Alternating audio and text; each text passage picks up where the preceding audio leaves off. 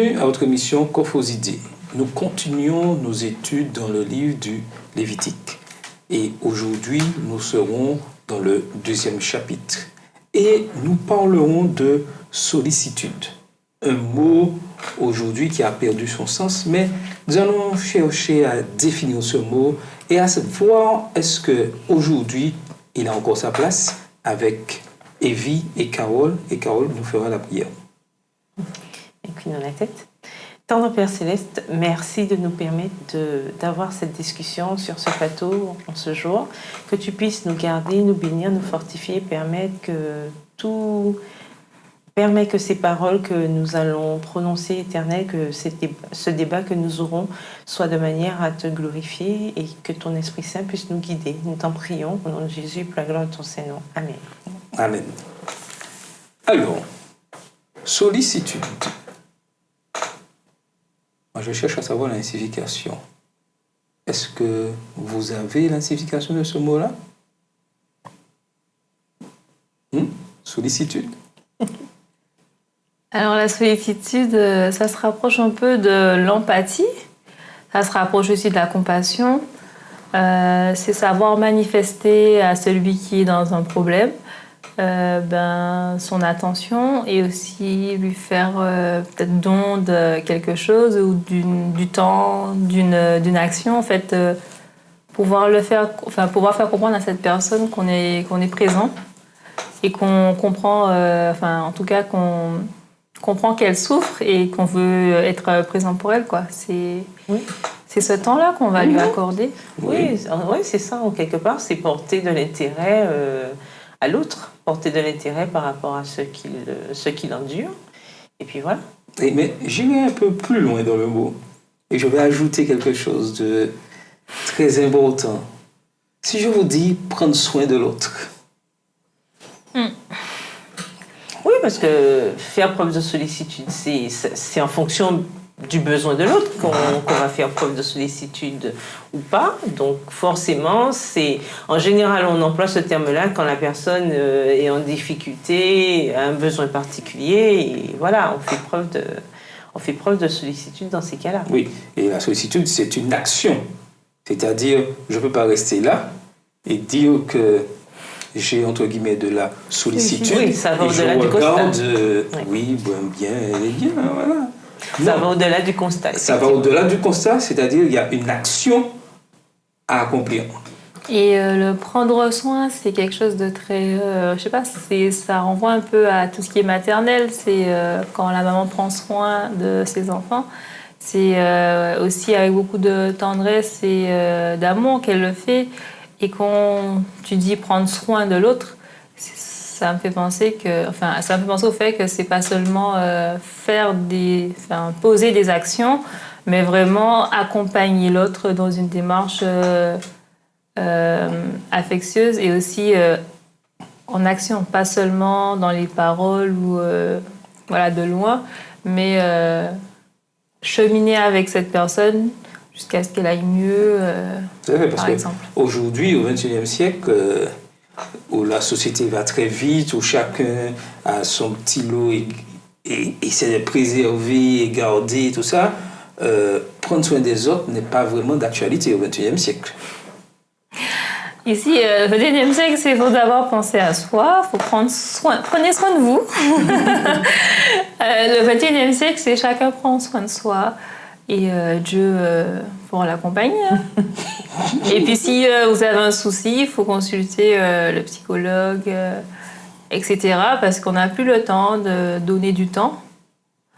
On est occupé, on est très très occupé. Si on n'est pas occupé, on n'est pas disponible.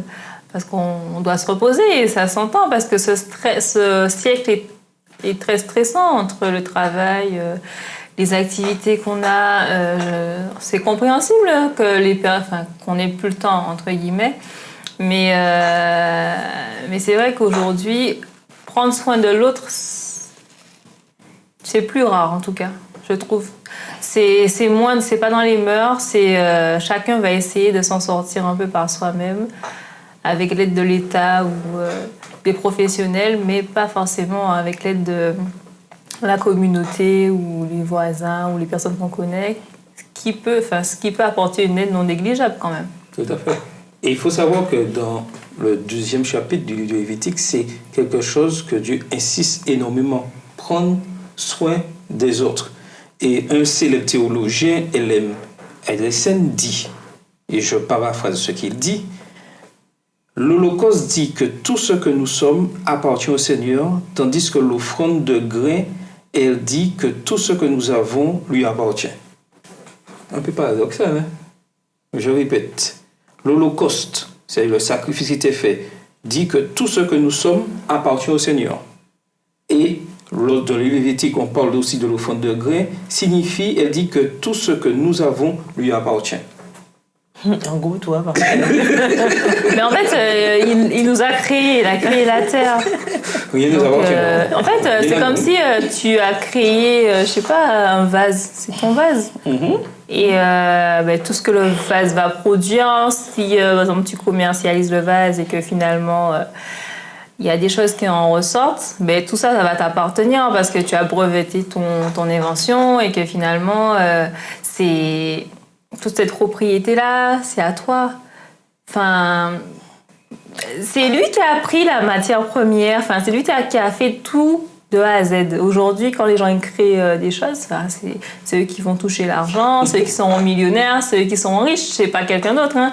Donc, quand Dieu nous dit qu'on lui appartient, en vrai, ça se comprend parce que à la création, c'est lui qui, à partir d'une masse informe et vide, il y avait rien, il y avait de l'eau, il y avait l'atmosphère, mais c'était pas arrangé. Organisé. Et c'est lui qui a tout organisé. Qui a tout organisé. C'est lui qui a créé l'homme, c'est lui qui a créé les arbres, le grain, c'est lui qui l'a créé, c'est à lui en fait. Et comme il dit dans Psaume, je sais plus c'est quel psaume, il dit qu'en fait si j'avais faim, je te le demanderais pas parce que tous les animaux des champs sont à moi. Tout est à moi. Si tu te fais un holocauste, c'est une action que tu fais par rapport à moi et par rapport à la relation qu'on veut tisser ensemble. Mais j'ai pas besoin de toi, j'ai pas besoin de ton holocauste, de tes grains, de ton offrande, parce que c'est à moi finalement. Et je pense aussi dans cette citation, on voit bien cette idée bidimensionnelle de la divinité, c'est-à-dire que on a la relation avec Dieu, donc comme on dit, hein, il y a une relation avec Dieu, mais aussi il y a cette relation avec notre prochain. Donc verticale et horizontale. Donc on a ces deux aspects-là, et à travers l'idée de l'Holocauste et du grain, on voit bien ça, on voit le côté spirituel à travers l'Holocauste, puisqu'on sait que tout ça préfigurait le sacrifice de Jésus pour nous, mais le grain, parce que c'est plus physique et ça a plus lien en fait avec l'autre, avec cette relation que nous devons avoir avec les autres, cette entraide que nous devons avoir entre nous, de pouvoir aider l'autre lorsqu'il est en difficulté, avoir cette relation avec son prochain. Donc on voit bien que la relation, on parlait d'engagement la semaine dernière, mais on voit bien que notre relation avec Dieu implique aussi que nous ayons une relation avec l'autre. On ne peut pas dire simplement j'aime Dieu, j'ai une relation avec Dieu, et puis je fais fi de tout ce qu'il y a autour de moi, je ne vois même pas ceux qui sont à côté de moi, ça n'a aucun sens. Et même Jésus, quand il était sur terre, malgré le fait qu'il était concentré sur sa mission, parce qu'il était quand même venu faire quelque chose, il n'a pas hésité à avoir justement cette relation avec les autres et à nous montrer à quel point il était important de prendre aussi soin des autres. Et c'est un exemple pour nous aujourd'hui. On ne peut pas se dire que oui, j'aime Dieu, et puis mon prochain, il est complètement inexistant, voire transparent comme de l'eau. Ce n'est pas possible. Tout à fait. Et ça, c'est une notion très importante. Mais voyons qui est dit dans Lévitique 2, le verset 13.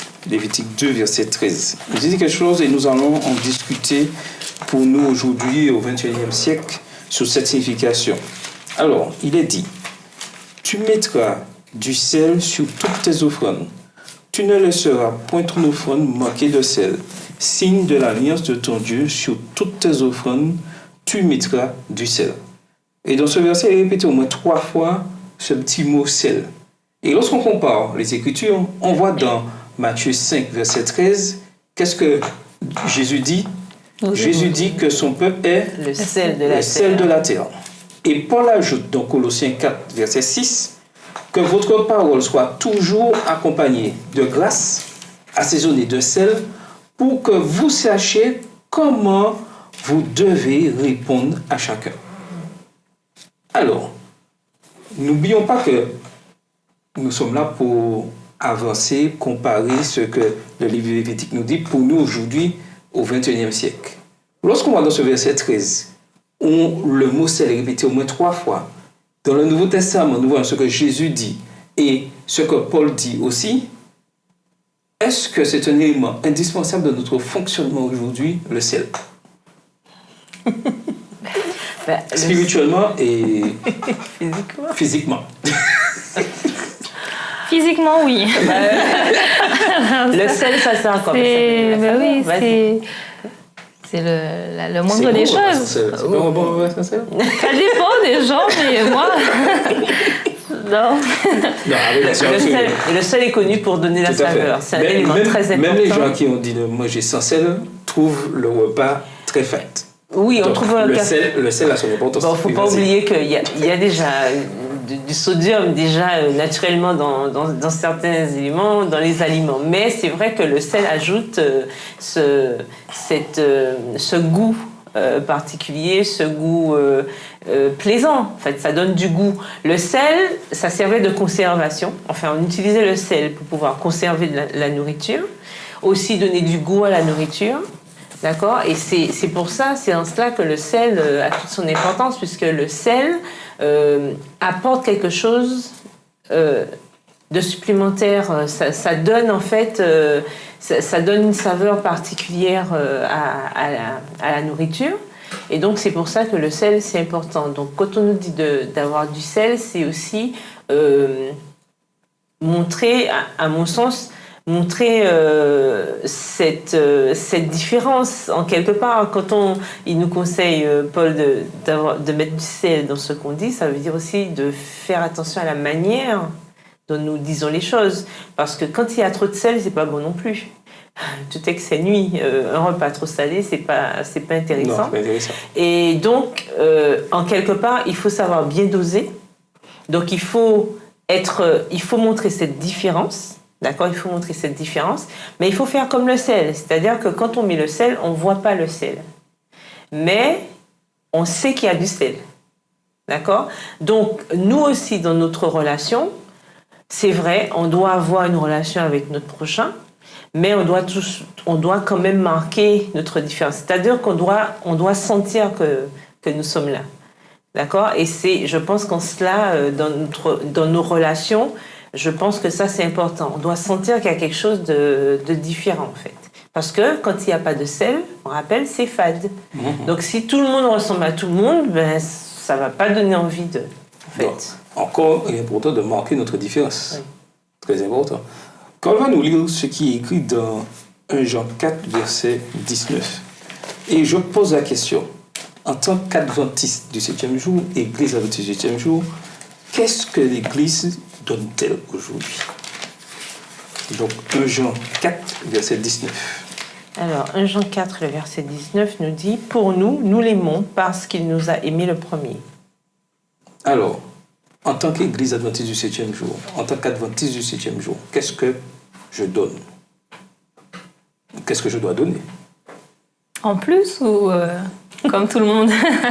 Parce qu'on parle du sel. 1 Jean 4, verset 19, qu'est-ce qu'il nous est dit de donner? 1 Jean 4, Pour nous, nous l'aimons parce qu'il nous a aimés le premier. 1 Jean 4, 19. Oui. Ben, si on aime, quand on aime, on ne compte pas. C'est ce que dit l'adage.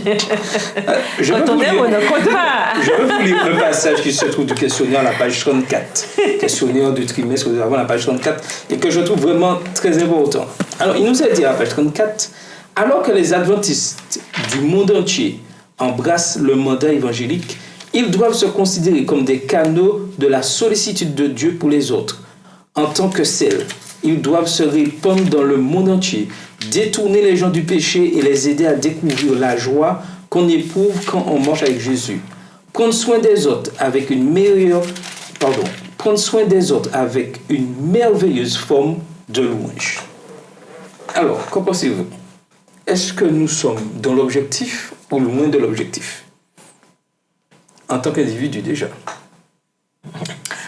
Mais on dit que l'adventisme, c'est une religion. Donc, si on se réfère à ce que Jésus dit, il dit la religion pure et sans tâche, c'est de pouvoir s'occuper des autres. Donc, visiter les veuves, les orphelins, les malades, etc. Donc, c'est déjà, est-ce que l'Église adventiste fait déjà ce genre d'action dans sa façon de fonctionner? Donc, on peut se dire que, bon, c'est quand même fait au moins institutionnellement, où on a quand même des institutions comme les secours adventistes qui apportent de l'aide aux plus démunis, pour visiter les malades. Bon, ça c'est personnellement aussi dans les églises, quand il y a des personnes malades ou bien des personnes au foyer, des membres au foyer qui peuvent plus venir à l'église par exemple, se rendre chez eux pour finalement garder le lien. Les personnes qui sont... Le ministère des possibilités par exemple qui va prendre en compte les personnes qui sont peut-être en situation de handicap ou qui les veufs, les orphelins, pour finalement qu'ils soient inclus dans l'église, qu'ils aient du soutien. Donc, disons que dans le fonctionnement, l'idée là, on a quand même cette attention, cette sollicitude pour les personnes qui en ont besoin. Et je pense que le plus, ce serait que chacun y mette du sien, en plus d'institutionnellement, que chaque membre puisse apporter cette touche en plus qui va apporter vraiment le sel.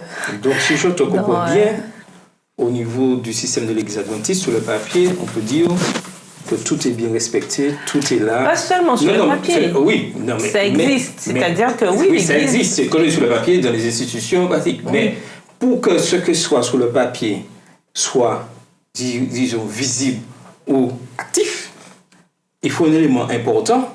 Ce sont les membres qui composent cette Église. Parce que si les membres décident de ne pas le faire, ça peut être bien écrit sur le papier, bien joli dans les institutions, marqué entre guillemets sous le marbre, mais si chacun individuellement ne passe pas à l'action de la sollicitude, mais par exemple, par rapport c'est lettre morte. Par rapport à ce que tu dis, en fait, quand on a par exemple des églises qui sont dans des quartiers ou dans des secteurs, on a le secours adventiste qui, par exemple, est sur toute la Martinique. C'est un secteur assez large. Mais si les membres, par exemple, d'une église qui sont dans un petit quartier ou dans une petite communauté, eux se mettent chacun à être en compassion et en sollicitude avec leurs voisins et ces personnes qui les entourent, là, du coup, on saura qu'il y a une église adventiste dans ce quartier. Si j'ai un souci, je vais à l'église adventiste parce que je sais qu'il y a des gens là qui vont m'aider. C'est un repère, en fait, où les gens, ils savent qu'ils seront accueillis, ils seront acceptés. Et que c'est comme l'église, c'est le refuge en fait. On sait que ça ira. En fait, je vais à l'église et on va s'occuper de moi. Oui, vas-y. Oui, je voulais dire que effectivement, comme on l'a dit tout à l'heure, ça existe. C'est-à-dire que concrètement, l'Église fait ça. On a plein de choses. On a des institutions, on a des hôpitaux, on a des hospices, on a vraiment tout ça, on a ces outils-là, on a les ressources. Maintenant, la question, c'est comme dans l'entonnoir. Donc, l'entonnoir, effectivement, c'est bien large en haut, et puis à mesure qu'on descend, ça s'affine. Il faut savoir maintenant au niveau local et au-delà du niveau local, parce que ça existe aussi. Nous avons Dorcas, nous avons tout ça au niveau local. Maintenant, individuellement, c'est là que le bas blesse. Et c'est ce que je disais, je crois, la semaine dernière, il faut se poser la question... Est-ce que personnellement, on a ce qu'on appelle à l'Église les ministères personnels. Est-ce que je suis impliquée, moi, en tant qu'adventiste du 7e jour, dans ce ministère personnel? Qu'est-ce que je fais concrètement pour aider mon prochain?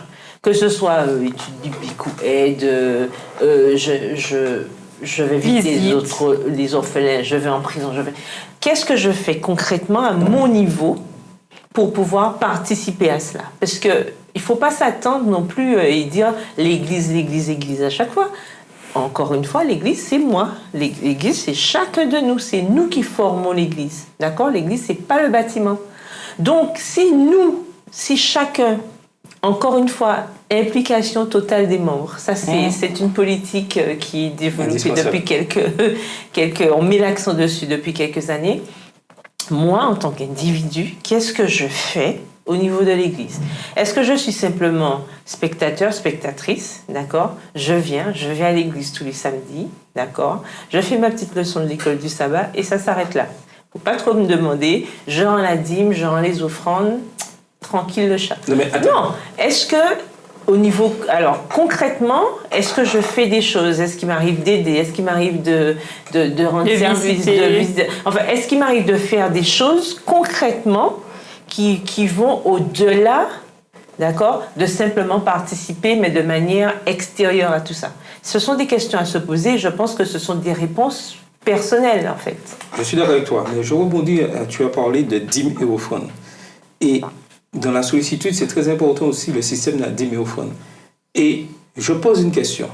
Imaginez un instant, au niveau de l'église adventiste, je prends une moyenne église en Martinique, et on va multiplier ça par le nombre d'églises qu'il y a en Martinique, mais d'une église moyenne de 50 membres, où les 50 membres sont fidèles à 100% dans la dîme et les offrandes. Qu'est-ce qui va se passer dans cette église, selon vous? Il y aura de nouveaux bancs, peut-être. Il y aura peut-être la clim. Il y aura de belles toilettes. Enfin, du coup, ils pourront peut-être faire des campagnes d'évangélisation. Quoi d'autre? Enfin, ils se sentiront mieux. Et puis, en fait, si chacun fait cette action et s'engage à 100% au moins sur la dîme et les offrandes, il y aura une dynamique et un état d'esprit qui sera autre que si chacun est un petit peu sous la réserve. Et je pense que ça révèle un peu l'état d'esprit des membres. Tout à fait. Donc forcément, s'ils sont prêts à s'investir au niveau de la dîme et des offrandes, ils seront prêts aussi à s'investir dans tout ce qui est évangélisation, visite et sollicitude envers les personnes qui les entourent. Donc, et ça, aujourd'hui, c'est capital. Et ça, c'est intéressant parce que si, justement, on met le système de la dîme et des offrandes, si on met ça sous une perspective, justement, de sollicitude, c'est sûr qu'on sera amené à se poser moins de questions. Parce que aujourd'hui, on se rend compte que souvent, certains remettent en question ce système. Pourquoi? Parce qu'on est plus dans le questionnement, à se dire oui, mais qu'est-ce qu'on fait avec notre argent? Qu'est-ce qu'on fait ceci? Qu'est-ce qu'on fait cela? Alors que si on comprenait que ce système fait partie du plan aussi de Dieu, de pouvoir développer l'aide à autrui, parce qu'en quelque part, c'est ce qu'on fait. Tout à fait. À travers la dîme, bien sûr, les ouvriers sont payés, mais les ouvriers font quoi normalement? Quel que soit leur tard, leur défaut, etc., nous en avons tous. Je veux dire qu'à l'origine, c'est quoi? C'est annoncer concrètement que Jésus revient. Donc, de manière plus assidue. C'est-à-dire qu'en quelque part, c'est de la sollicitude, parce que je ne veux pas que l'autre soit perdu. Je comprends ce que tu dis. Si nous étions plus fidèles dans la dîme et les offrandes, on aurait aussi les meilleurs ouvriers dans l'œuvre. Parce qu'on aurait pris les meilleurs, on aurait pris les meilleurs. Mais comme nous sommes moins fidèles dans les offrandes, on prend selon le budget, entre guillemets, qu'on a des dîmes et offrandes. Et on a une moindre qualité. Et ça, on ne le voit pas souvent. Le fait de donner moins, donne moins de qualité.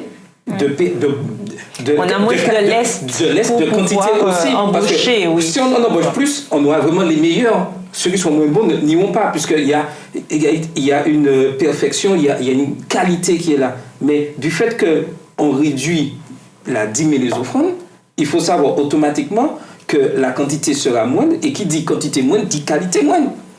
Et ça, nous devons entrer dans ce logiciel, comprendre cela, que plus nous serons fidèles dans les dîmes et les offrandes, plus la sollicitude vis-à-vis de la mission de l'Église sera plus forte. Mais il y a aussi, pour poursuivre dans cette idée, la notion d'offrande aussi. Oui. Si on sait que les offrandes servent à développer, que ce soit des hôpitaux, des écoles, servent à développer aussi les églises sur le point local, voilà. Parce qu'elle parlait de l'implantation de l'Église. Si l'Église agit dans le quartier, si se poser la question, si mon église disparaît demain dans mon quartier, est-ce que les gens vont se mettre à pleurer? Ah oui, ah non, on veut. Est-ce que les gens vont prendre des pancartes? Non, on veut que l'église adventiste reste là, ce sont des gens bien qui nous font du bien, etc.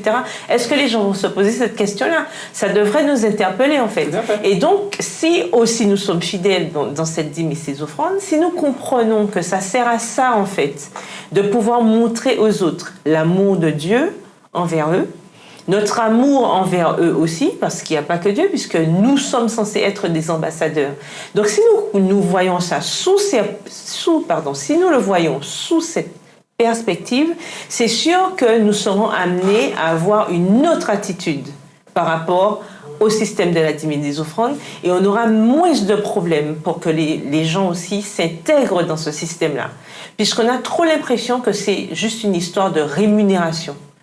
Or, ce n'est pas une question de rémunération, c'est une question de développement de l'œuvre. Tout à fait. Et ça, ce sont deux choses différentes. Du fait qu'il n'y en a pas beaucoup, on note dans l'histoire que c'est une rémunération. Et on a tort de penser comme ça. S'il y avait plus de dîmes, on serait dans le système comprendre l'importance de la mission. Voilà, et c'est aujourd'hui. Mais aujourd'hui, pour comprendre, en tant qu'adventiste du 7e jour, quand un individu qui étudie la parole de Dieu, il est important que nous puissions comprendre que pas de Bible, pas de petit déjeuner, pas de consécration. Est-ce que vous êtes d'accord avec ça? Quand je dis pas de Bible, c'est-à-dire, si nous ne passons pas du temps à étudier la parole de Dieu, nous ne devons même pas chercher à prendre notre petit déjeuner physique. Non, mais on ne sera pas nourri, en fait. Non, c'est ça, c'est qu'on ne sera pas nourri. Mais aujourd'hui, pourquoi petit déjeuner? Parce qu'en général, c'est le premier repas de la journée. C'est ce qui va initier un petit peu, ouvrir les autres appétits. Je vais dire ça comme ça. Ça va nous aider à bien démarrer la journée. Et donc, effectivement, c'est vrai que si on n'a pas d'intérêt pour la parole de Dieu, on n'aura pas d'intérêt pour l'autre non plus, puisque c'est la parole de Dieu qui nous dit et qui nous explique pourquoi il est important que nous ayons aussi une relation avec les autres. Non seulement avec Dieu, mais aussi avec les autres. Tout à fait. Donc, il est important que nous puissions passer du temps dans l'étude de la parole de Dieu et comprendre ce que Dieu nous demande chaque jour. Et ça, c'est quelque chose de capital. Mais j'ai une question. Que pouvons-nous faire chaque jour pour nous assurer d'être nourris spirituellement le sabbat? Déjà, notre méditation, ce serait déjà bien. Le matin ou le soir, ou le matin et le soir, retrouver ces moments seul à seul avec Dieu pour être nourri par lui. Parce que si on n'est pas nourri nous-mêmes par Dieu, on ne pourra pas transmettre aux autres. Comme dans la parabole où l'ami a demandé à son ami un pain pour un autre ami. Si nous, on n'a pas demandé à Dieu de nous remplir de son amour, parce que c'est lui qui nous transmet cet amour qu'on va donner à l'autre, si on ne l'a pas, ça, on ne pourra pas faire grand-chose pour l'autre, parce que nous-mêmes, on n'a pas d'amour en nous-mêmes et c'est pas quelque chose qui est naturel. C'est pas naturel de donner, c'est pas naturel de penser aux autres. Et si on n'arrive pas à avoir cette proximité avec Dieu qui va nous remplir de cet amour-là, on ne pourra pas non plus aller vers l'autre. Parce qu'aller vers l'autre aussi, ça implique de renoncer un peu à soi, parce que l'autre n'est pas forcément agréable ou forcément intéressant. On préfère peut-être... c'est plus facile en tout cas de passer notre chemin ou de dire juste bonjour, ça va, et puis de partir. Ou de donner quelque chose rapidement, mais prendre le temps de discuter, de savoir comment l'autre va, et puis aussi de répondre avec sollicitude du coup à ses besoins, ça demande de l'amour. Et cet amour-là, c'est seulement à travers une relation d'amour avec Dieu qu'on peut l'avoir. Tout à fait. Mais il y a aussi l'aspect communautaire qu'il faut, je pense, aussi mettre en avant. Tout ça, c'est vrai que la relation individuelle avec Dieu est importante. D'accord, c'est vrai, mais il y a aussi cette relation communautaire. Aujourd'hui, on a beaucoup de personnes qui perdent l'intérêt d'aller à l'église, par exemple. Et ça, c'est dommage parce que le fait d'aller à l'église, c'est non seulement de pouvoir être ensemble, mais on apprend aussi à se connaître mutuellement. On apprend aussi à conjuguer avec les autres. Parce qu'on a différentes personnalités. Il y a des personnes qui sont pénibles. il y a des personnes... Enfin, c'est une petite société en quelque part, quand on est à l'église. Et ça nous apprend à développer la patience, la compassion, la sollicitude, ce fruit de l'esprit que nous devons avoir, en fait. Et la fréquentation régulière de l'église nous aide en cela, parce qu'on a tellement de caractères différents à l'église. Au-delà, je ne parle même pas à la maison, parce qu'à la maison aussi, on doit vivre dans une petite communauté. Mais c'est vrai qu'à l'église, il y a tellement de comportements, il y a tellement de caractères différents. Et comme c'est notre caractère que nous devons travailler, il est important pour nous de comprendre que l'église, la vie en église, c'est important de la voir aussi. Parce que ça nous aide à développer justement cette sollicitude tout à fait. Et cette patience envers l'autre. Et je vais vous laisser avec un extrait du livre Conquérant le Pacifique écrit par Ellen G. White à la page 54, au chapitre 54 à la page 413, où elle nous dit « L'amour suprême pour Dieu et l'amour désintéressé les uns pour les autres constituent le meilleur don que notre Père Céleste peut accorder. Cet amour n'est pas une impulsion, mais un principe divin. Une force permanente. Le cœur qui n'est pas consacré ne peut ni le générer, ni le produire. Il ne se trouve que dans le cœur où Jésus règne. Nous l'aimons parce qu'il nous a aimés le premier. Et nous avons vu ça dans 1 Jean 4, verset 19. Dans le cœur renouvelé par la grâce divine, l'amour est le principe directeur des actions. Il modifie le caractère, gouverne les impulsions, contrôle les passions et ennoblit les affections. Entretenu dans l'âme, cet amour adoucit la vie et répand une influence qui purifie. Maintenant, la balle est dans notre camp. Qu'allons-nous faire? Passons à l'action. C'était votre émission Coffre aux idées.